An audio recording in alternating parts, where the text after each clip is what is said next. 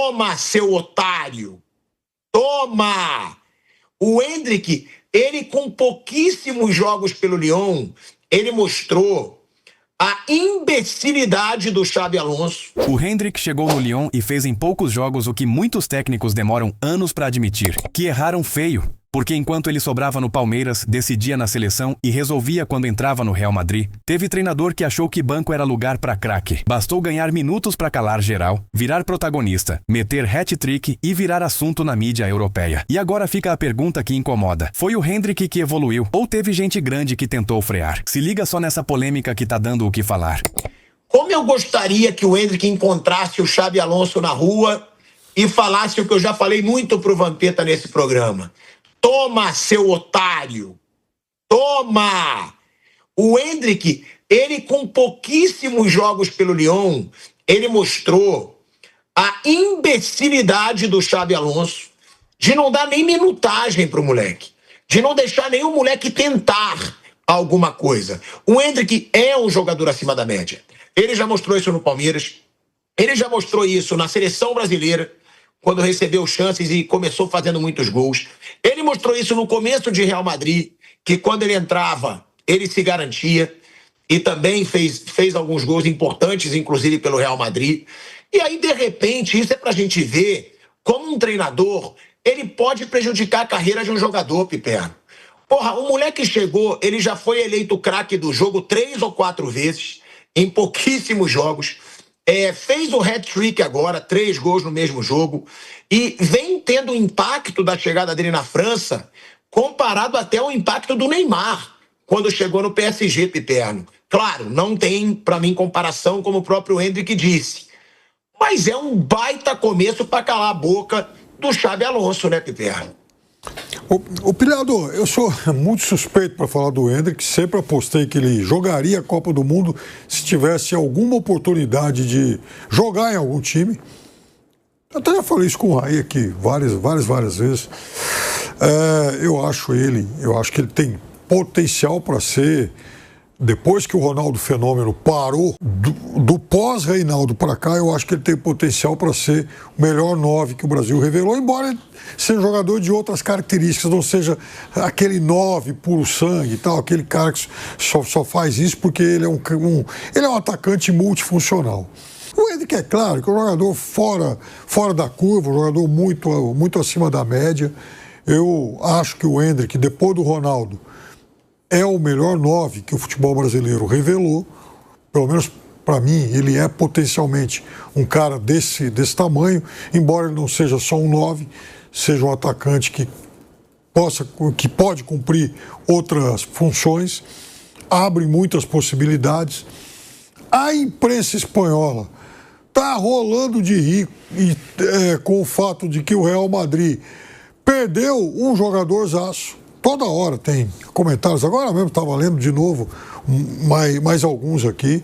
O L'Equipe também chama atenção para isso, né? Que ninguém entende o que o Xabi Alonso pensou e dizendo que, em compensação, o Ancelotti deve estar encantado com a recuperação de um jogador que certamente tem tudo para jogar a Copa do Mundo. Agora, às vezes isso também acontece. Um clube grande, um clube enorme, um gigante, ele faz um investimento que não dá certo, o jogador vai para um outro clube e emplaca. Paquetá, por exemplo, saiu do Flamengo, foi para o Milan, era um Milan num momento difícil, não conseguiu jogar bem lá, estourou no Lyon. Lembrando que, eu sempre chamo atenção para isso, o Endrick, quando estava para se decidir se ir ou não para Lyon, ele consultou o Paquetá, isso foi tema de reportagem lá na França, e também conversou com Ancelotti, conforme, aliás, uma ótima entrevista feita pela revista Placar no final do ano revelou. E o Ancelotti, naquele momento, ele deixa o caminho para a Copa do Mundo aberto. Ele fala, o Endrick, então, para ir para a Copa, precisa jogar. Ou seja, o que ele está dizendo é o seguinte, se ele for para a Copa, se ele jogar, ele tem chance. E o Endrick agarrou, sim, essa oportunidade, fez muito bem e tem um começo para lá de virtuoso. E um clube que reage no campeonato francês. Na estreia do Endrick pela Copa da França, ganhou fora de casa do Lille. E o Lille, naquele momento, era um time que estava à frente do Lyon no campeonato francês. Encaixou mais 2 vitórias consecutivas, já está nos calcanhares aí do Olympique de Marseille. E realmente o Lyon acerta a mão em mais um reforço brasileiro. O Lyon, que é, sem dúvida nenhuma, o mais brasileiro dos clubes franceses. Historicamente é assim. Um time que foi heptacampeão nacional com o Juninho Pernambucano. Olha aí, mas o PSG disputa também, né, Piperno? É porque o Lyon, ele teve o maior ídolo da sua história brasileiro. Mas o PSG teve Ronaldinho, Pilhador, aí, Neymar, Marquinhos. Você tocou num ótimo ponto, que é o seguinte: quem é mais brasileiro na França, o PSG ou o Lyon? O PSG contratou mais brasileiros que o Lyon. São perto de 35 e eu estou diante de um deles aqui. O Lyon está batendo perto de 30. A questão é que, aliás, o primeiro do PSG foi o Joel Camargo, em 1971, zagueiro tricampeão do mundo. Fez só 2 jogos pelo PSG. O Lyon, ele contratou um pouco menos, mas o Lyon, no seu melhor ciclo, o do heptacampeonato, ele era uma base brasileira na França. Aí o Juninho Pernambucano, Sony Anderson, que em 1999, Caçapa Cris, o Anderson em 99, quando ele troca o Barcelona pelo Lyon, naquele momento ele foi a maior transação da história do futebol francês. Então o Lyon foi muito marcado pelos brasileiros, porque foi o momento em que o Lyon deixa de ser um time intermediário para se tornar heptacampeão francês. Mas me desculpe, você agora ainda me lembrou. Eu tinha esquecido que Marcos André passou por lá, Aloysio Chulapa passou por lá. Então eu vou ter que te falar. Nenhum brasileiro que passou pelo Lyon é pentacampeão mundial. Então, PSG, porque meu amigo Marcos André passou por lá, fez muitas festas por lá, né, Marcos André? Muitos encontros, né? Ele fez por lá. Você fez, João? Não, é o PSG e ponto, Marcos André. Quero ver se Juninho Pernambucano ganhou a Copa do Mundo e se fez as festas que você fez na França. O Endrick sofreu muita sacanagem no Real Madrid. Né? Chico! Opa! Quero falar, só pra fechar. Importante aqui, break news. Dois podem ser os 2 times mais brasileiros. Isso, mas você... Tanto Paris com o Paris Saint-Germain quanto o Lyon. Mas ninguém levou mais brasileira que eu. Aê! Break news aqui. Isso. Cavalaria foi grande, hein? É mesmo? A cavalaria foi grande pro Charles de Gaulle. Tico. Ninguém levou mais brasileiras pra França do que esse que vos fala aqui. Você levou alguma pra Champs-Élysées? De viagem. E eu tenho provas de atrás, pergunta ao Luiz Sulapa, ao Alex Dias, ao Lucas, que era do Atlético Paranaense, jogava lá, você o César zagueiro, você levou a Jardel, Ronaldo Fenômeno. Você levou alguma pra Champs-Élysées? Não, a Europa toda foi me visitar, eu nunca fui tão visitado, atletas vindo da Turquia, de Milão, de Saint-Étienne, de Lyon. Pô, eu tô muito querido por esses caras. Um final de semana marcante. A Champs-Élysées, aquele Arco do Triunfo, Montmartre, o Obelisco nunca foi igual, nem com Napoleão. Que beleza, você foi... Ou seja, você foi um Napoleão da era moderna. O Rio Sena que o diga. Um Napoleão da era moderna. Você sabe, isso é verdade. Você sabe que... O PSG levou... Você sabe que o Rio Sena foi despoluído, né? Agora para as Olimpíadas, né? Foi. Sei lá, porra. Foi despoluído. Eu ajudei a contaminar lá atrás. Rio Sena ou Rio Tietê? Tietê, pô. Muitos... O PSG levou muito brasileiro, o Lyon levou muito brasileiro, mas brasileiras, nenhum clube levou mais do que Marcos André. Ninguém. Ninguém. Nem o nosso menino, nem o nosso menino. O nosso menino, se não é filmado, ia rodar. Levou uma só, deu uma confusão. O nosso menino Neymar, né? Ô, Raí, antes da gente ir pro break, é um momento mágico do Endrick, né? Tá praticamente se garantindo na Copa do Mundo. Vai ter uma convocação agora em março, né? Nos jogos aí, últimos jogos amistosos antes da Copa do Mundo. Imagino eu que ele vá ser chamado pelo Ancelotti. Acho que foi uma muito boa decisão dele de sair do Real Madrid, de respirar outros ares e de jogar principalmente. Eu concordo que foi uma avaliação equivocada do Xabi Alonso, de que ele não é um jogador pior do que o Gonçalo Garcia, que acabou ficando, né, para ser a opção do elenco do Real Madrid. Estou de acordo com tudo isso. Mas também é verdade que, com o Mbappé no ataque, o Endrick ia jogar pouco no Real Madrid. Ele ia ser uma peça de complemento de elenco, ele ia entrar 10, 15 minutos, dificilmente ele ia ser titular. O Mbappé está quase sempre saudável, dificilmente é poupado, quase nunca está fora de algum jogo. Fez 2 gols no final de semana na vitória do Real Madrid sobre o Villarreal. Nessa temporada já são 35, está a 10 de bater o recorde de gols dele, Mbappé, numa mesma temporada. Então, assim, era muito difícil o panorama para o Endrick no Real Madrid, com a chegada do Mbappé, dele ter minutos, dele entrar em campo, de jogar tal. Então acho que a escolha de ir para o Lyon foi muito boa. O Lyon também é um clube de outros jogadores jovens, o que acho que ajuda nesse desenvolvimento, treinado pelo português Paulo Fonseca. E tem uma questão de posicionamento interessante no Endrick, né? Eu assisti 2 desses 3 jogos que ele fez pelo Lyon. O Endrick não está jogando como centroavante, está jogando como um segundo atacante, uma dupla de ataque, como foi no Palmeiras, que ele, Endrick, ajudou a ser campeão brasileiro, né? Aquela temporada de 2023, 23, né, Pipa? Foi 23, ele e o Flaco Lopes. 23, ele e o Breno Lopes.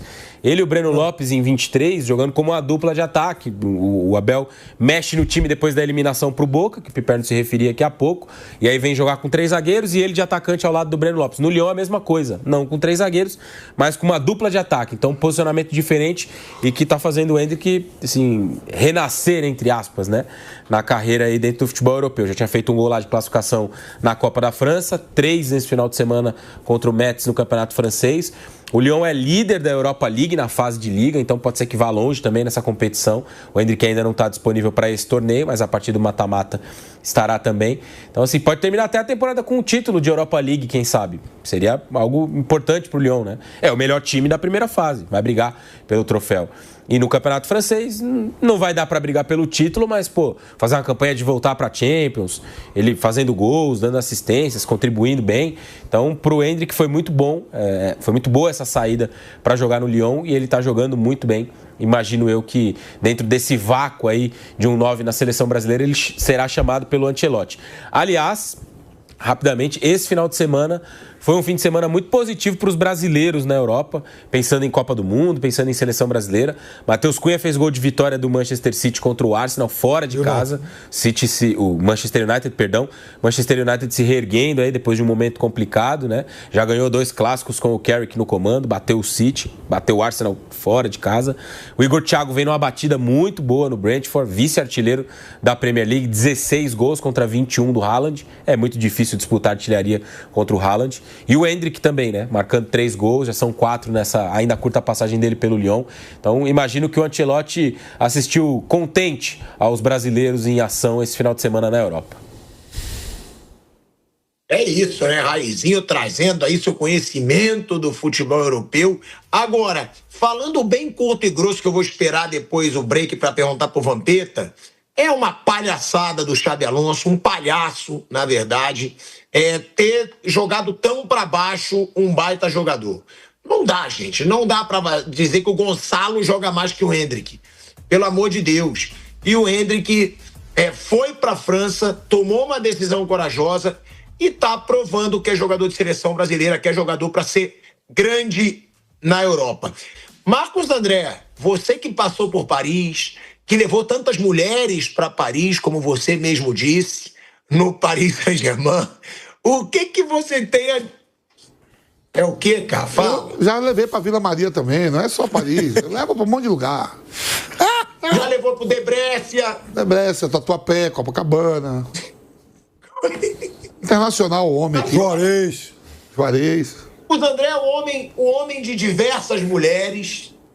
O que falar de Hendrick na França chegou acabando com tudo, né, Vamp? Eu acho que é o principal nome do futebol francês hoje, não de fama, de peso. Eu acho que o Dorival deu um atraso nele. O Dorival, quando convoca, deu moral, botou ele para jogar em Wembley. Contra a Inglaterra ele fez gol. Botou para jogar em Madrid. Contra a seleção espanhola ele fez gol. Depois ele veio, fez gol contra o México. E aí veio a Copa América. Jogos mais fáceis, não botou contra o Uruguai. O Brasil não foi bem. O Hendrick não foi bem, só caiu na conta dele. Simples. Muito simples. Tá, mas você acha que se o Dorival tivesse colocado mais na seleção, ele ia ter jogado mais no Real? Ele salvou a pele do Dorival, os três primeiros jogos, pô. Foi. Quem salvou a pele do Dorival foi ele, fazendo gol. Que o Dorival, quando assume, pega logo duas batatas. Quente, um em Wembley e um em Madrid. E o Hendrick que faz gol. Aí depois vem a convocação e faz gol contra o México. Contra o México. E depois vem a Copa América, aí, pô, sacou, não sei o que foi. Mas se o Hendrick estiver bem, ele é melhor que todo mundo aí. Seu amigo Pombo, todo mundo aí que você quer que vá pra Copa, levaria o Hendrick. É meu grande amigo mesmo. É meu grande amigo e eu assumo. Pombo, pessoa maravilhosa. Você levaria quem pra Copa? Você levaria quem?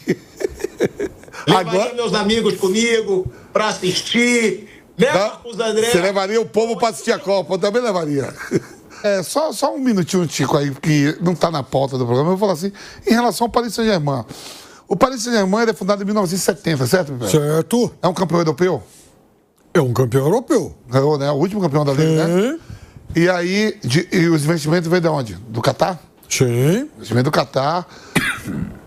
Uma goleada contra um gigante da Europa. E, ó, Inter de Milão. Oi. Vamp, com um capitão brasileiro. Lembra isso? Não, isso tudo. Um gigante europeu, né? 5-0, meteu no Inter, que jogava o melhor futebol da Europa naquele momento, né? Eliminou o Barcelona, a Inter, né?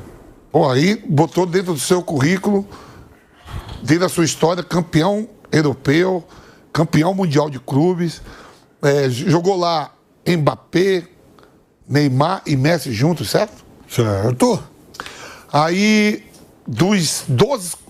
quais os 12 clubes? Você vai falar 4, o Rai 4 e o Piperno 4.